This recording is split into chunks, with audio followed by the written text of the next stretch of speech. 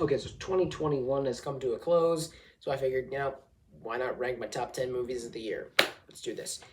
But first, I'm going to start off with some honorable mentions. First one being Godzilla vs. Kong, a good movie. I feel like the climax could have been better because they set up this cool location for it, but they just set it in a city, so I don't know. The monster action though was really good, and that's the point of the movie. The human characters were boring as heck, but who cares? The point of the movie was the monsters, and the movie did a good job at that. Black Widow, solid effort from the MCU. The villains were complete crap, but overall a good movie with some cool action and a great family dynamic. I wish there was more Black Widow backstory personally, but whatever. Good movie. Nobody, Bob Odenkirk action film. I enjoyed it. It has Christopher Lloyd shooting people in the face, so that was fun. I don't remember a whole lot from it. I should probably rewatch it at some point, but yeah, good movie nonetheless. Respect. It is an Aretha Franklin biopic with Jennifer Hudson, who gives a great performance. The movie drags a little bit. I feel like it didn't need to be as long as it was. Like it was only 2 hours and like 20 minutes, 25 minutes, but I believe, but still a good movie that I enjoyed. The Harder They Fall, another movie that I enjoyed, but don't remember a ton about. Uh, Except for the end. The end was pretty good. There was this big twist that happened at the end, and it was very well done. Idris Elba and Jonathan Majors were in this movie, and they're both good. It's a movie that I enjoyed. That is the point. Malcolm and Marie. It is a Netflix drama. I suppose that's what it'd be classified as, and I really really enjoyed this movie. It has Zendaya and John David Washington. It's just them two talking in their house. It plays out kind of like a play, and it's really really really good. The cinematography is gorgeous. It's all shot in black and white. It's a really good movie. The Guilty, a Jake Gyllenhaal Netflix thriller. Jake Gyllenhaal's great in the movie. It starts off with him believing one specific thing that happened, but as the movie goes along, it's like, oh, maybe that specific thing didn't happen. It turns out it didn't. So that may have been a bit of a spoiler, but I don't know. On the complete other end of the spectrum, you have America, the Motion Picture. The stupidest, most illogical, and idiotic movie I've ever seen. But I freaking loved it. Oh my god, it was such a dumb movie. Like the main conflict was the British trying to turn all the Americans into British people by pouring tea on them. And then the setup for the movie is George Washington's best friend, Abraham Lincoln, of course, getting killed by Benedict Arnold, who was a werewolf. And then George Washington decides, hey, I'm going to start the American Revolution, along with a couple other people, including Thomas Edison, who in this version is a Chinese immigrant and a lady. This movie is so random and ludicrous, and I really, really enjoyed it. Free Guy, another movie that I very much enjoyed. Yeah, it's similar to the Lego movie, but who cares? Ryan Reynolds is great in the film. All the action and visuals were really cool. And it actually had quite a bit of emotion, which I was not expecting at all. Tick, Tick, Boom, a movie that I was expecting to have some emotion and delivered on that front. Andrew Garfield is great in the film, and I think the songs were all pretty well done. The standout being the Sunday Brunch one, because it features a bunch of Broadway actors. I'm a big musical guy, so I knew a lot of them. Good movie. Here Today, a comedy with Billy Crystal and Tiffany Haddish, and they're both great in the movie. It's a very heartfelt film. The story is pretty touching, and yeah, it's just a solid movie, and it's really, really funny. Luca, Pixar film, I really, really enjoyed it. It was fun, it was emotional, and it was very simple, unlike a lot of Pixar movies. Really, really good movie. Fatherhood, a really, really strong Netflix dramedy of sorts, with Kevin Hart giving, in my opinion, his absolute best performance. Like, man, he's so good in this movie. As this father who doesn't know how to eat. He's like unsure of how to raise his daughter after his wife dies, and it's such a compelling film. And as I said, he's great in the movie. Shang-Chi and the Legend of the Ten Rings, a movie that I should really rewatch one of these days, but it's a film that I really enjoyed. It had great action, it had some really funny comedy, and a main character that I would really like to see more of one of these days. Hopefully he shows up in like Multiverse of Madness or one of those. Cruella, for the final one for honorable mentions. A movie that I did not expect to be good at all, because I thought it was going to be the same as Maleficent, a movie that I hate. But they managed to take the character of Cruella and do what Maleficent didn't by making her sympathetic without taking away the fact that she's a villain and that she's dangerous. And this movie is done with an incredible sense of style. It's just fun and over the top and goofy, and I really, really enjoyed it. And that is it for honorable mentions. Let's get to the list. And number 10 is going to be Bo Burnham Inside, a comedy special by Bo Burnham. Really, really good movie. Man, I mean, it's a comedy special. I don't know if it technically counts as a movie, but whatever. It's a movie in my eyes. So, yeah, I really, really like it. It manages to delve into Burnham's mental state in dealing with the pandemic, and it does this so unbelievably well. It's commendable that Burnham wrote, directed, starred in, and edited this entire movie. And the whole thing takes place in one room. Just excellent job to Bo Burnham here. He does a fantastic job with this movie. Man, it's great. Now, I don't feel that all of the songs were great or all necessary. The sexting one in particular, I don't care for that one very much. And I don't remember some of them. A lot of them, actually. I don't know how many songs were in this movie, but whatever. But the ones that are really good are really, really good. I doubt I'm going to remember to do this, but I loved the song Welcome to the Internet so much that I made a parody of it about modern Disney. I thought it was pretty okay. I doubt I'm going to remember to put a link to that in the description, but I'll try to remember. If I don't, then it's on my channel somewhere. So search for it. It's pretty good. It's pretty solid. Anyway, this is just a really good comedy special. I really enjoyed it. Number 9, Batman the Long Halloween. Both parts. I'm not including them as 2 parts because, in my opinion, they should be one long movie. They're both an hour and 15 minutes each.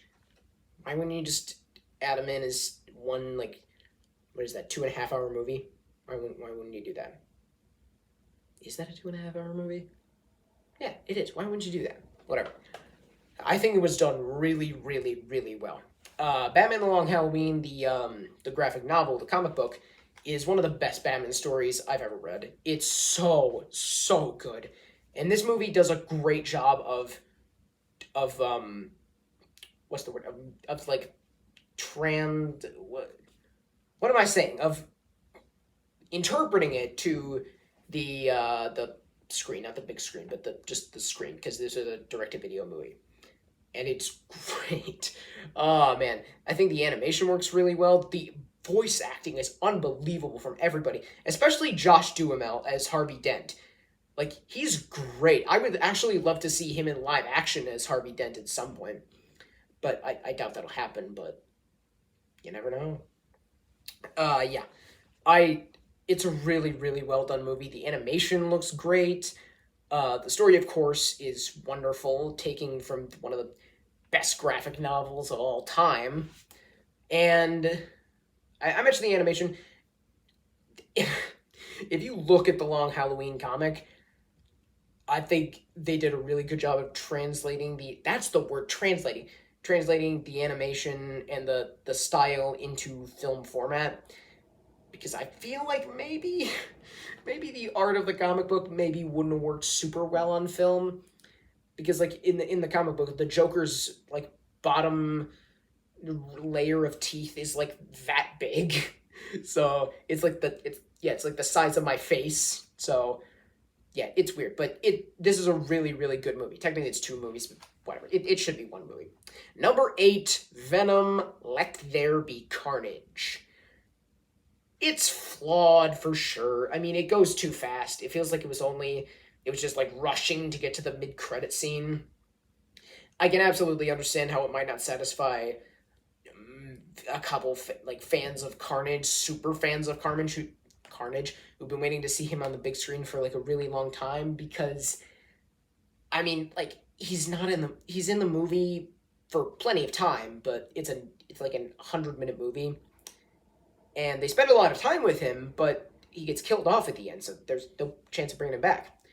And so I get that, but I personally really, really enjoyed this movie. It focuses a lot more on the relationship slash kind of romance between Eddie and Venom, and this is gonna sound weird, it might sound weird, because they're played by the same actor and Tom Hardy, but the two have such good chemistry. Like, it's so fun to see them together, and Hardy does a great job of voicing Venom, because he just brings such a unique and fun energy to the role that he brings a completely different and really equally awesome energy to Eddie Brock.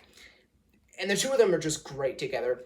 Of course, the movie does have a fantastic villain with Woody Harrelson as Cletus Cassidy and as Carnage. Like, I think Harrelson does a great job of portraying both. I prefer him as Cletus Cassidy, but as Carnage, it's kind of hard to tell that it is him, because they do something artificially to his voice. I personally, if you saw my Spider-Man ranking, you know that I think it's better than the original, probably because of the villain, and probably the action too. The action in this movie is really, really cool, and I don't know if we'll get a Venom 3, but I would be excited if we did. Hopefully we'll see Venom in the MCU, or at least a version of Venom. Yes, good movie. Number 7 is Ghostbusters Afterlife. Yay, the story is kind of similar to the original, but who cares? It blows the previous 2 Ghostbusters movie out of the freaking water. Probably not I think the original is still a little bit better, but like, the second one is fine. It's okay. The 2016 remake. Okay, doing Ghostbusters with women, especially these women, could be funny. That's a fine idea. But the Ghostbusters 2016 movie is so bad. It's not funny at all. This movie is funny. It's really funny, in fact. You got, I think all the new characters were really fun. The main 2 kids in McKenna Grace and Finn Wolfhard, by the way, perfect actors to play the grandchildren of Egon Spengler. Especially Finn Wolfhard. Like, that's great. And they made McKenna Grace look exactly like Egon. That's just great. I enjoyed the kids in the movie who weren't related to Spengler, especially this one kid, Podcast. He was just very funny. And of course, the movie features Paul Rudd, also known as, People Magazine's 2021 Sexiest Man Alive, and he is really, really funny in this movie. Man, I really enjoy it.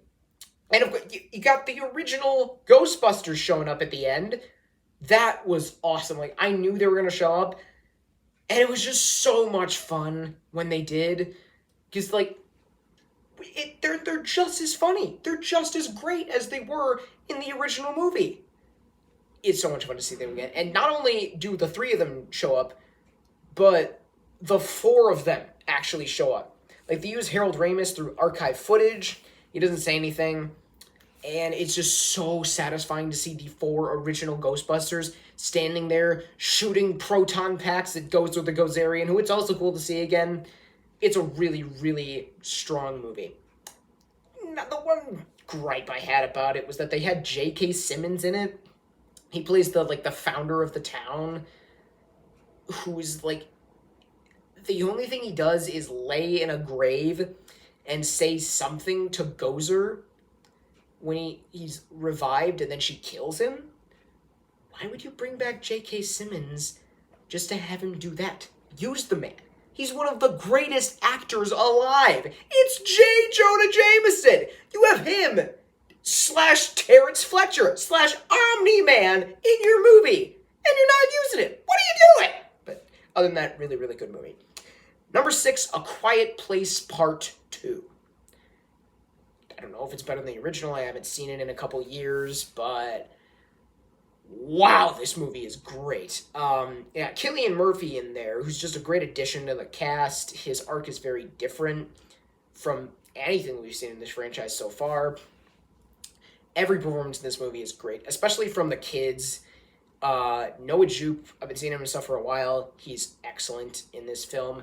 And Millicent Simmons, who I have not seen in anything outside of this and the first one, is really, really good as well. You also have Jimon Hansu. I don't know if I'm pronouncing that right, but he is really, really good in this movie. I wish he got more screen time, man. But yeah, there are some really, really intense sequences in this movie, and it's all done really well. John Krasinski, I tell you, the man is an impeccable director. He's fantastic. And I really like that he doesn't like try to shove himself into any sequences. I swear, if he had been brought back from the dead, if his character had, it would have been like, nope, I'm done with this. This is too ludicrous. But no, they don't do that. He's in like one scene at the very beginning, nothing.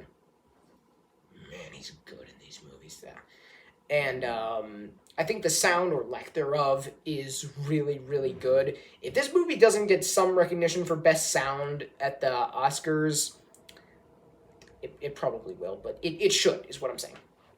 So yeah, it's a really, really good movie. Number 5, a movie that you may not have heard of. It is called Moxie. It is on Netflix. It was directed by Amy Poehler. It's a movie that came out on March 5th, 2021. You know what else came out on March 5th, 2021? Raya and the Last Dragon, the Disney animated feature film that usually a lot of people get excited for and watch. You know what else came out on March 5th, 2021? The last episode of WandaVision. WandaVision. Was this March 5th? I'm pretty sure it was March 5th. Might have been March 15th. No, I'm pretty sure it was March 5th. The last episode of WandaVision. What are you doing? That's something that so many people watched to see if Mephisto was going to be in it. But, I mean, I don't care that Mephisto wasn't in it, but I don't know. I feel like WandaVision, the finale, was kind of disappointing. We're not talking about that. Either way, this movie is better than either of those two things. If you have not seen it, watch it. Do yourself a favor. I didn't see one review of this movie. Not one. And, I watch a lot of movie reviews. Not one. Nobody talked about this movie, that's wrong. People should be talking about this movie. It's so great. Okay, so the story is that this girl named Vivian starts a feminist club at her school because her school is filled with a bunch of sexist jerks who rank women based on deeply objectifying features, and it's just it kind of disgusts you to see it in this movie, which is what makes a lot of the stuff that happens with this feminist club all the more satisfying. And there are a couple moments where I thought, oh no, is this gonna get like the ending of Tall Girl? No! And at the end there's this big crowd or people standing up to speak, and I was like, oh man, are we getting another I'm tall and I'm owning it?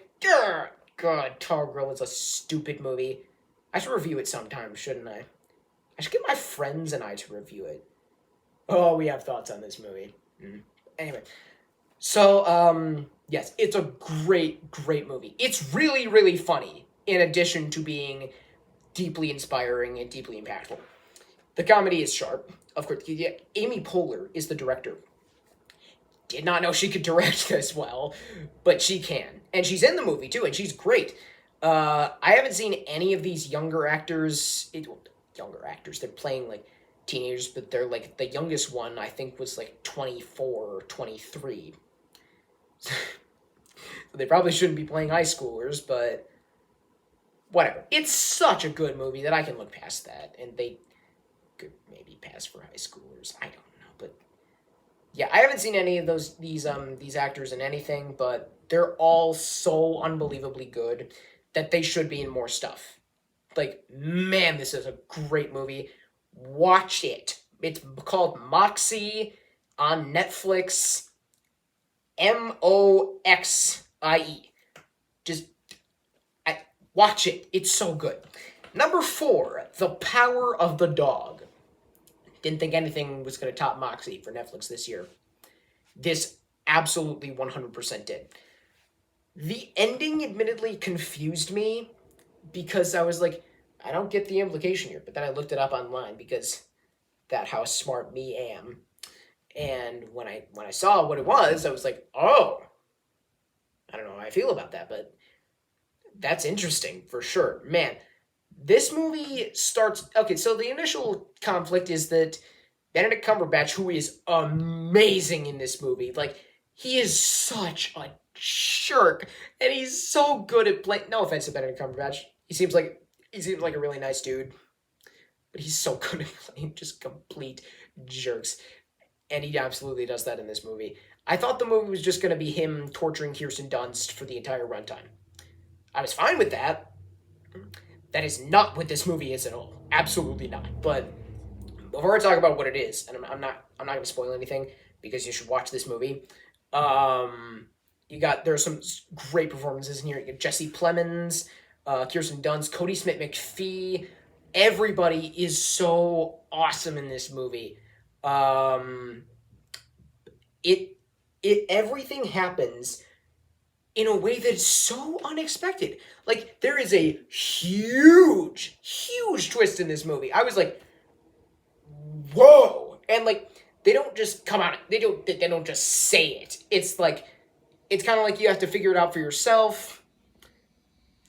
It is kind of obvious with the stuff that's shown and the stuff that happens later in the movie, because it's like, what's going on? And it gets kind of, the tension is high here, and it's all done so unbelievably well. I don't know how to describe it without going into spoilers, because I really don't want to go into spoilers, because you should watch this movie. I really hope it gets a ton of Oscar attention, because it absolutely deserves it.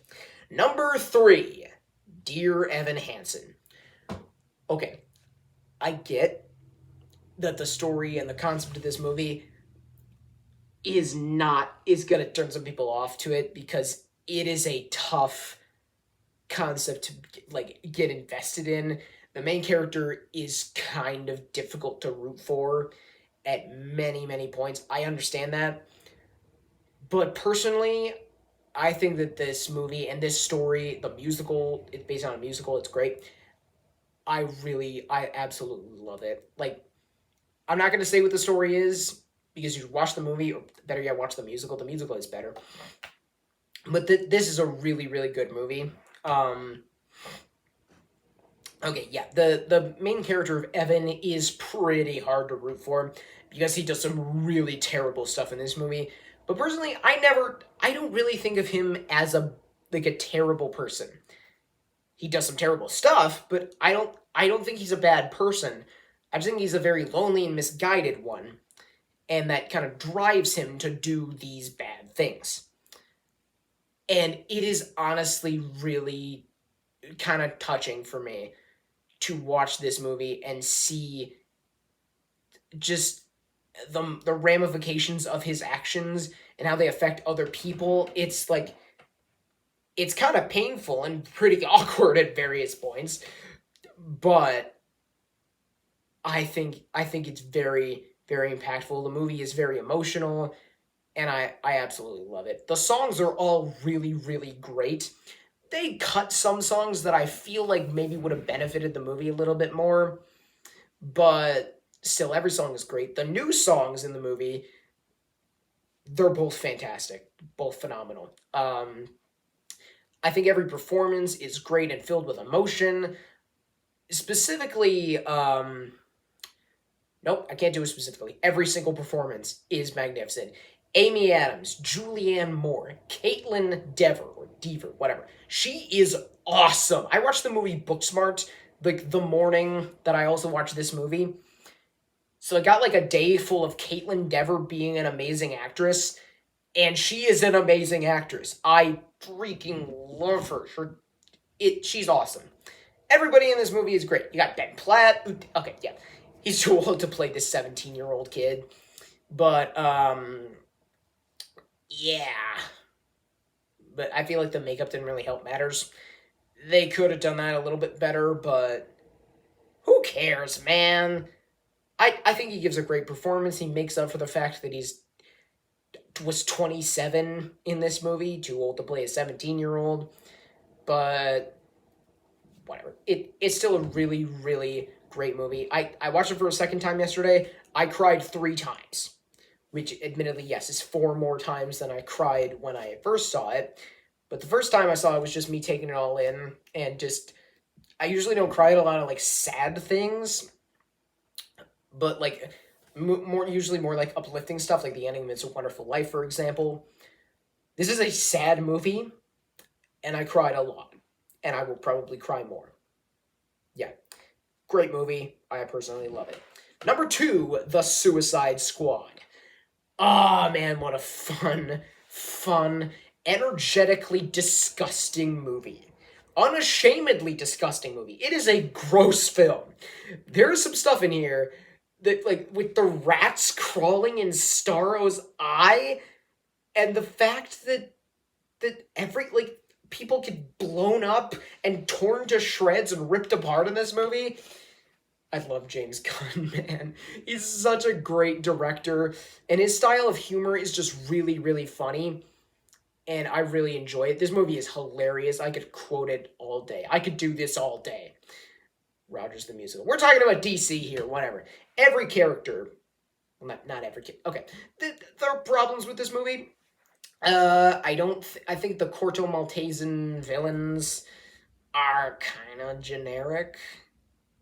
Like, especially the dude that Harley Quinn has like a thing with for like a day.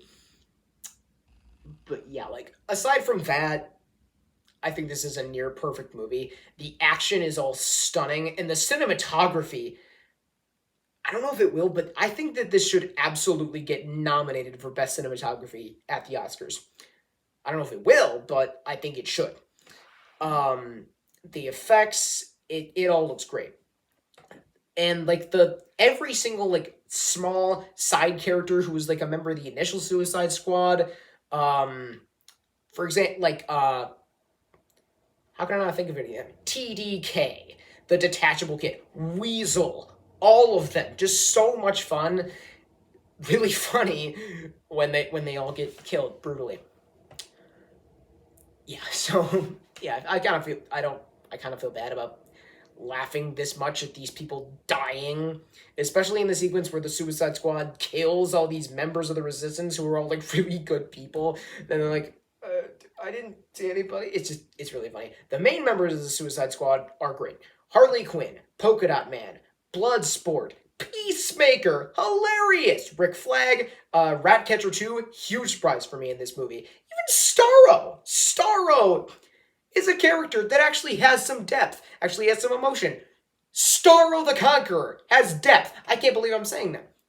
But he does. He actually kind of does.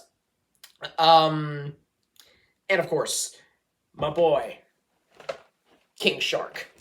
Best character in the movie. Best, like, new character of 2021, in my opinion. He's so funny. I love him. But number 1, a movie that I wanted to be number 1, was a little bit skeptical about, but initially ended up paying off. It is, of course, Cinderella. No, of course not. I don't even want to joke about that. It's Spider-Man No Way Home. Oh, man, I love this movie. It's so unbelievably satisfying. And yeah, okay, the thing where it's like, the people who know Peter Parker is Spider-Man, that maybe doesn't make sense because Electro didn't, and Doc Ock didn't from the time Doc Ock did, but he didn't from the time that he said he was pulled. But I feel like they could have fixed that a little bit. Like, changed it to people who have, like, a personal connection to Spider-Man. Like, all of those villains do.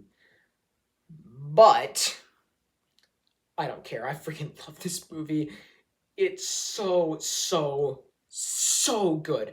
All the villains are so much fun. Like, Lizard and Sandman, they're just kind of there. But I still enjoyed them as characters. Electro is so much better than he was in Amazing Spider-Man 2. Doc Ock, Green Goblin, he's number one Spider-Man villain now. Like, he was number 2, maybe number 3 before, but he's easily number 1 right now. Like, you got the return of J. Jonah Jameson, and he's just as funny as he is in the Raimi films. I didn't mention that in my Spider-Man ranking. Of course, it's just the climax. The third act of this movie is so satisfying and awesome to see. I'm not going to spoil anything. I kind of already did, sort of, but get out, whatever. I'm not going to spoil any, like, big stuff, but man, it gets so much fun in this movie. Like, there's some stuff that it's really funny. I was laughing all the way through. Like, not just at the J. Jonah Jameson stuff. Every single, like, there's some banter in this movie that's just so unbelievably fun. Not to mention, the movie is unbelievably heartfelt, and it puts Peter Parker through an emotional ringer. This movie does stuff to him that I never imagined would happen to Peter Parker. Like, the ending, it's some of the things that happen in the middle, it's like, oh man! And, like, the ending, it's unbelievable what happens.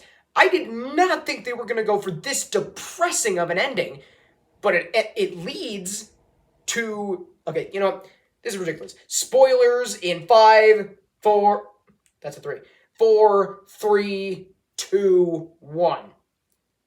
Going spoilers right now. Skip ahead about like 30, 40 seconds probably. If you don't get spoiled. Now, go. I love that this movie was able to, like, subvert the Spider-Man origin story, because we thought that, okay, it already happened before Homecoming, right? But no, not at all. It's happening in this movie, and by the end, it sets it all up for classic Spider-Man. When nobody knows who he is, he's lost Aunt May, and now he's got the classic Spider-Man suit, he can just do, like, iconic Spider-Man stuff. And maybe we can finally pay off that end credit scene from Homecoming with Vulture and Scorpion. Because that was a criticism I had with Far From Home. It was like, wait a second, it doesn't follow up on anything from Homecoming. Where's Vulture? Where's Scorpion? What's happening here? But now, with this possible new trilogy, we can get them and maybe Venom. So, yeah. I am very, very excited for what will happen after this movie. And the film itself is such a masterpiece. It's a movie that, okay, sure, whatever. Maybe I could nitpick, like, the one thing that I mentioned earlier, but I do not care.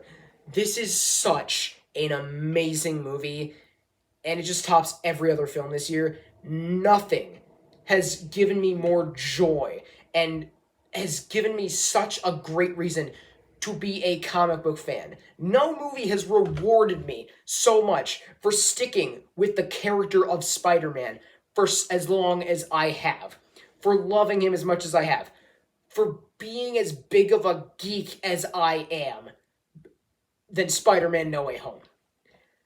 So yes, without question, without any shadow of a doubt, it is 100% my number one movie of 2021. And that is it. Comment your own top 10 movies of 2021, and thank you so much for watching.